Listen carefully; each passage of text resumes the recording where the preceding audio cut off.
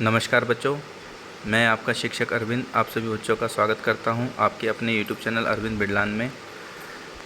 बच्चों, आज जो हमारी वर्कशीट आई है वो वर्कशीट इतिहास विषय पर है।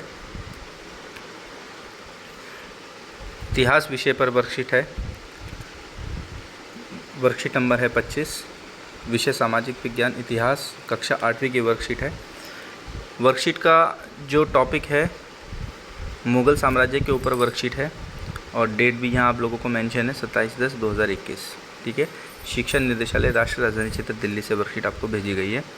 तो जैसे कि वर्कशीट का टॉपिक मुग़ल साम्राज्य है, जैसे मैंने अभी आपको बताया, तो इस वर्कशीट में हम मुग़ल साम्राज्य के राजाओं के बारे में जानेंगे। ठीक है, अकबर के बाद जो मुग़ल साम्राज्य में राजा हुए उनके बारे में इस वर्कशीट में जानने की कोशिश की जाएगी। ठीक है बच्चों, तो चलिए शुरू करते हैं। देखिए, यहाँ पर आपको दिया हुआ है जहांगीर। ठीक है, तो यहाँ पे आप लोग जो देख रहे हैं, यहाँ पे एक फ़ोटो दी हुई है, ये जहांगीर की फ़ोटो है।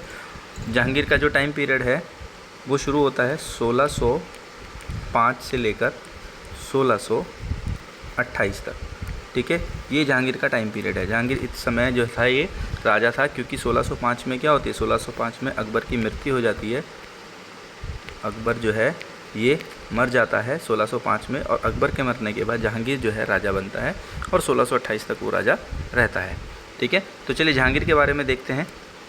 कुछ फैक्ट दिए हुए हैं जहांगीर के बारे में। जैसे पहले पॉइंट में दिया हुआ है, जहांगीर ने अकबर के सैन्य अभियानों को आगे बढ़ाया। मेवाड़ के सिसोदिया शासक अमर सिंह ने मुग़लों की सेवा स्वीकार कर ली। ठीक है, जो मेवाड़ था, मेवाड़ में एक राजा हुआ करते थे महाराणा प्रताप। ठीक है, तो महाराणा प्रताप और अकबर के बीच में जो है युद्ध हुआ था, क्योंकि महाराणा प्रताप नहीं चाहते थे कि वो अकबर के आगे झुकें। तो जब महाराणा प्रताप मर जाते हैं, जब उनकी डेथ हो जाती है, तो उनके बेटे जो अमर सिंह होते हैं वो क्या करते हैं, वो मुग़लों के जो नियंत्रण को स्वीकार कर लेते हैं। ठीक है, तो ये बोला जा सकता है कि जहांगीर के समय में मेवाड़ के शासकों ने मुग़लों के आधिपत्य को स्वीकार कर लिया था। ठीक है, इसके बाद सेकंड पॉइंट, इसके बाद सिखों और अहोमों और अहमदनगर के खिलाफ अभियान चलाए गए जो पूर्णतः सफल नहीं हुए। ठीक है, तो जहांगीर के बारे में ये बोला जाता है कि जहांगीर सिखों के एक गुरु थे, गुरु अर्जुन देव। ठीक है, ये सिखों के 5वें गुरु थे, गुरु अर्जुन देव जी। ठीक है, तो गुरु अर्जुन देव जी जो थे, इनकी हत्या में जहांगीर का हाथ होता है। ठीक है, जहांगीर जो है इनकी हत्या करवा देता है। तो ये भी बात बोली जाती है कि गुरु अर्जुन देव जो है वो जहांगीर के बेटे को हेल्प करते हैं। क्यों? क्योंकि जहांगीर का जो बेटा होता है जिसका नाम खुसरो होता है, वो क्या करता है, वो जहांगीर के खिलाफ़ विद्रोह कर देता है, और खुसरो की मदद कौन करते हैं, अर्जुन देव करते हैं। तो इस वजह से जहांगीर जो है इनको मृत्युदंड दे देता है। ठीक है, तो जहांगीर जो है वो सिखों के, अहोमों के और अहमदनगर के खिलाफ़ अभियान भी करता है, लेकिन वो अभियान सफल नहीं होते हैं। ठीक है, उनमें जहांगीर को सफलता नहीं मिलती है।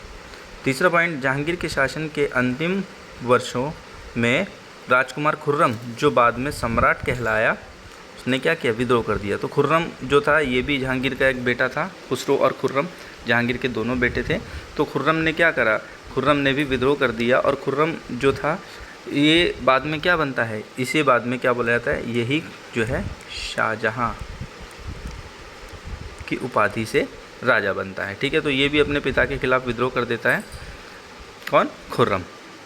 नेक्स्ट, जहांगीर ने चित्रकला को काफ़ी बढ़ावा दिया। तो बोला जाता है कि जहांगीर जो है ये चित्रकला में काफ़ी माहिर था, और इसका जो साम्राज्य था वो चित्रकला के लिए काफ़ी फेमस था।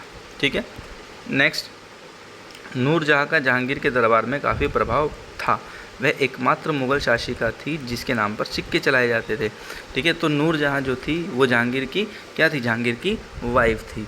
तो मैं आपको बताना चाहूँगा कि 1611 ईस्वी में जहांगीर का नूरजहाँ से विवाह हुआ था। ठीक है, और नूरजहाँ जो थी वो काफ़ी होशियार और समझदार महिला थी, और राजपाट में चलाने में जहांगीर की वो हेल्प करती थी। और जहांगीर के जो सिक्के थे उस सिक्कों पर जहांगीर और नूरजहाँ दोनों का नाम लिखा हुआ था। ठीक है बच्चों, चलिए आगे देखते हैं। अब आगे जो बताया गया है वो बताया गया है शाहजहाँ के बारे में। ठीक है, तो शाहजहाँ जो है ये किसका, ये जहांगीर का बेटा था। इसका जो टाइम पीरियड है वो 1628 से लेकर 1658 तक है। ठीक है, इस टाइम पीरियड तक जो शाहजहाँ था वो राजा बना था। ठीक है, तो चलिए शाहजहाँ के बारे में जानते हैं। जैसे पहले पॉइंट में बताया गया है कि दक्कन में शाहजहाँ ने अभियान जारी जो थे, दक्कन में जो शाहजहाँ के जो अभियान थे वो जारी रहे, अफ़गान अभिजात खान जहां लोदी ने विद्रोह किया और वह पराजित हुआ। तो शाहजहाँ के समय में एक कोई लोदी जो था वो सूबेदार था जिसने विद्रोह कर दिया, लेकिन शाहजहाँ ने उसको हरा दिया। नेक्स्ट, अहमदनगर के विरुद्ध अभियान हुआ जिसमें बुंदेलों की हार हुई और ओरछा पर कब्जा कर लिया गया। तो ये भी एक तरीके की सफलता थी कि ओरछा जो एक सूबा था उस पर भी शाहजहाँ के समय में मुग़लों ने कंट्रोल कर लिया था। ठीक है।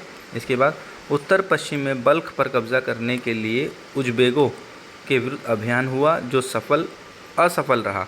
परिणाम स्वरूप कंधार सफ़विदों के हाथों में चला गया। तो ये एक और जो था शाहजहाँ के समय में एक सैनिक अभियान हुआ था। 1632 ईस्वी में अंततः अहमदनगर को मुग़लों के राज्य में मिला लिया गया और बीजापुर की सेनाओं ने सुलह के लिए निवेदन किया। ठीक है। इसके बाद नेक्स्ट पॉइंट, 1657-58 में शाहजहाँ के पुत्रों के बीच में उत्तराधिकार के लिए झगड़ा शुरू हो गया। ठीक है। होता क्या है, 1657-58 में शाहजहाँ जो है बीमार पड़ जाता है। तो शाहजहाँ के जो बेटे होते हैं जैसे शाह शुजा, मुराद, दारा शिकोह, औरंगज़ेब, इनमें क्या होता है, इनमें राजा बनने के लिए लड़ाई शुरू हो जाती है। ठीक है। तो उत्तराधिकार का जो युद्ध होता है वो शाहजहाँ के समय में इसके बेटों के बीच में शुरू हो जाता है। इसमें औरंगज़ेब विजयी हुए और दारा शिकोह समेत उसके तीनों भाइयों को मौत के घाट उतार दिया गया। तो उत्तराधिकार का जो युद्ध होता है उसमें औरंगज़ेब जो है जीतता है और ये अपने तीनों भाइयों को युद्ध में हराकर मार डालता है। ठीक है बच्चों। तो ये शाहजहाँ के बारे में है और आप बच्चों को पता होगा कि भाई शाहजहाँ ने कई सारी जो है इमारतें बनवाई, जैसे ताजमहल है, लाल किला है, जामा मस्जिद है। तो शाहजहाँ के काल को स्थापत्य कला का स्वर्ण युग कहा जाता था क्योंकि इसको इमारतें बनवाने का बहुत शौक़ था। ठीक है। और आप बच्चों को पता होगा कि ताजमहल जो है यहाँ पर शाहजहाँ और इसकी बेगम मुमताज़ महल की जो है कब्र भी है, क्योंकि शाहजहाँ ने अपनी बेगम मुमताज़ महल की याद में ही ताजमहल को बनाया था जो आज भी भारत में मौजूद है। चलिए नेक्स्ट, अब यहाँ पर देखते हैं हम औरंगज़ेब के बारे में। ठीक है। तो हम औरंगज़ेब के बारे में अब जानेंगे कि औरंगज़ेब था कौन। देखिए औरंगज़ेब जो था वो शाहजहाँ का ही बेटा था और इसका जो टाइम पीरियड है वो 1658 से लेकर 1700 ईस्वी तक, 1707 ईस्वी तक। ठीक है। 1658 से लेकर 1707 ईस्वी तक जो है ये औरंगज़ेब का टाइम पीरियड है। ठीक है। तो ये 1707 में क्या होता है, औरंगज़ेब की मृत्यु हो जाती है, परंतु ये राजा बनता है 1658 में, अपने भाइयों को युद्ध में हराकर ये राजा बनता है। ठीक है। तो चलिए औरंगज़ेब के बारे में देखते हैं।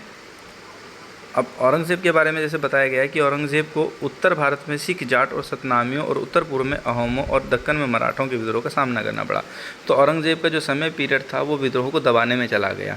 ठीक है। औरंगज़ेब के समय में बहुत से विद्रोह हुए, सिखों ने किया, जाटों ने किया, मराठों ने विद्रोह किया। तो औरंगज़ेब का जो समय पीरियड था वो उसके समय में विद्रोह बहुत हुए थे। आगे कहता है उत्तर पश्चिम में यूसुफ़ज़इयों व सिखों के विरुद्ध अस्थायी रूप से सफल हुए। औरंगज़ेब की मृत्यु के बाद उत्तराधिकार के लिए उसके पुत्रों में भी संघर्ष हुआ। तो जब औरंगज़ेब की मृत्यु हो जाती है तो औरंगज़ेब के जो पुत्र होते हैं जैसे बहादुर शाह फर्स्ट हो गया, काम बख्श हो गया है, ठीक है, आज़म हो गया है, इनमें क्या होता है, इनमें राजा बनने के लिए युद्ध शुरू हो जाता है, उत्तराधिकार का युद्ध शुरू हो जाता है। ठीक है। औरंगज़ेब की मृत्यु के साथ ही मुग़ल साम्राज्य का विघटन भी आरंभ होता है।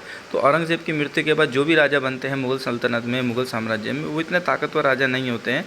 ठीक है। तो इस वजह से औरंगज़ेब की जब मृत्यु हो जाती है तो मुग़ल साम्राज्य का विघटन वहाँ से आरंभ हो जाता है। ठीक है। तो 1707 में जब औरंगज़ेब मरता है तो इसकी मृत्यु के बाद जो भी राजा बनते हैं उनमें इतनी ताकत नहीं होती कि वो अपने मुग़ल साम्राज्य को जो है वो ताकतवर बना सकें। ठीक है। और धीरे धीरे करके मुग़ल साम्राज्य कमज़ोर होता चला जाता है। ठीक है बच्चों, उम्मीद करता हूँ आप बच्चों को समझ में आया होगा बेटा। तो चलिए इससे कुछ क्वेश्चंस हैं वो देखते हैं। देखिए जैसे कि इसमें आपको बताया गया है, इसमें क्रियाकलाप एक दिया हुआ है।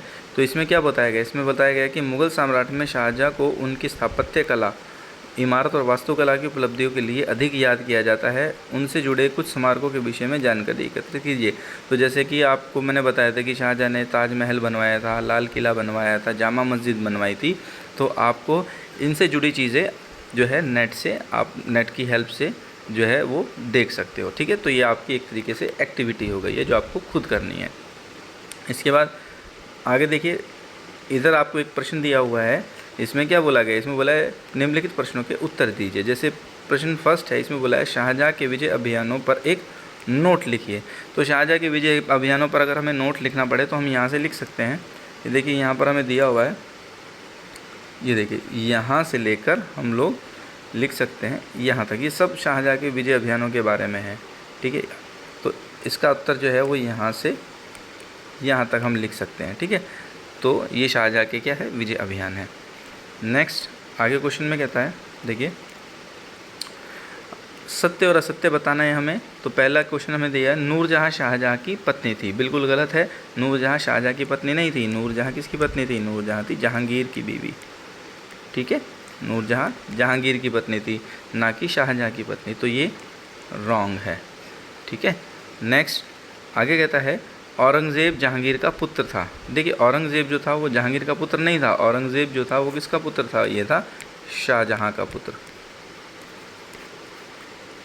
औरंगज़ेब शाहजहाँ का पुत्र था, ठीक है। तो इसके साथ ये भी हमारा रॉन्ग हो जाएगा, ठीक है बच्चों। चलिए अब आगे देखते हैं।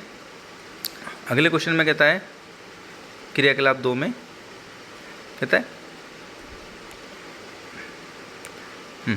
कहता है मान लीजिए एक मुग़ल सम्राट उत्तराधिकार के लिए होने वाले युद्धों को रोकने के लिए कुछ उपाय बताइए। मतलब कि भाई अगर आप जो है एक मुग़ल सम्राट हो, आप एक राजा हो, तो आपके अगर समय पीरियड में उत्तराधिकार का कोई युद्ध होता है तो उसको रोकने के लिए आप कौन कौन से उपाय बताओगे, ठीक है। तो आपको ये भी गतिविधि खुद ही करनी है बेटा, ठीक है। तो ये दोनों एक्टिविटी है जो आपको अपने आप करनी है, ठीक है। तो इसी के साथ हमारी वर्कशीट भी समाप्त होती है। तो उम्मीद करता हूँ बच्चों को समझ में आया होगा बेटा, काफ़ी इंटरेस्टिंग वर्कशीट थी। तो जो बच्चे चैनल में नए जुड़े हैं वो बच्चे चैनल को सब्सक्राइब कीजिए। वीडियो अगर अच्छी लगी तो बेटा लाइक कीजिए, क्योंकि अगर मैं मेहनत कर रहा हूँ आप बच्चों के लिए तो थोड़ा सा आप बच्चों का भी फ़र्ज़ बनता है कि वीडियो को आगे दूसरे बच्चों तक शेयर करें, ठीक है बच्चों। तो इसी के साथ मैं अब आपसे इजाज़त चाहता हूँ, मिलेंगे अगली वीडियो पर। Thank you.